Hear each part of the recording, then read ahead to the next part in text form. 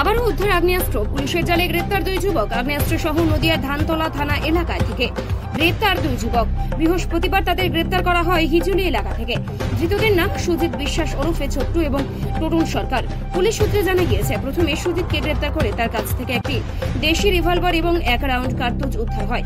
জিজ্ঞাসাবাদে সে পুলিশকে জানায় রিভলভারটি টোটন নামে এক যুবকের থেকে নিয়েছিল সে। এরপর অভিযান চালিয়ে টোটনকেও গ্রেপ্তার করে ধানতলা থানার পুলিশ। শুক্রবার তাদের তোলা হবে রানাঘাট মহকুমা আদালতে। নিজেদের হেফাজতে নিয়ে তাদের জিজ্ঞাসাবাদ করবেন তদন্তকারীরা।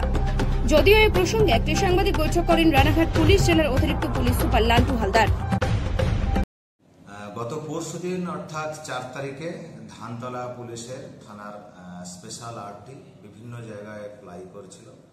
সেখান থেকে আস্তে আস্তে শান্তিনগর যে কলোনি আছে আপনারা জানেন, সেখানে যখন আসলো, তো ওখানে আসার সময় লোকমুখে শুনলো যে কিছু সন্দেহভাজন লোকজন ওখানে ঘোরাঘুরি করছে, স্থানীয় যারা আদিবাসী আছে।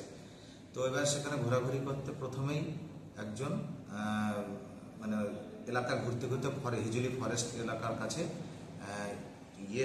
সুজিত বিশ্বাস নামে অ্যালিয়াস ছোট্টু ওকে প্রথম দেখতে পায়। দেখে ওকে প্রথম হিজুলি ফরেস্ট এলাকা থেকে তাকে ডিটেন করে ওকে মানে জিজ্ঞাসাবাদ পর্ব চলে। জিজ্ঞাসাবাদ পর্ব করতে করতে ও স্বীকার করলো যে হ্যাঁ আমার কাছে একটা আর্মস আছে। তো তার সঙ্গে সঙ্গে ধানতলা পুলিশের ওই স্পেশাল আর্টি অফিসারই নিয়ে গেল ওর বাড়িতে। তো বাড়িতে ওর আলমারির নিচে থেকে ও আর্মসটা বের করে দেয়। তারপর ওকে অ্যারেস্ট করে এবং যখন দীর্ঘক্ষণ ধরে যখন জিজ্ঞাসাবাদ চলে, তখনই বলছে যে এই আর্মসটা হচ্ছে ও নিজের নয়, ও পেয়েছে। এখানে আরো একজন আছে যে অ্যারেস্ট করা হয়েছে, টোটন সরকার। টোটন সরকারের কাছ থেকে এই আর্মসটাও পেয়েছে।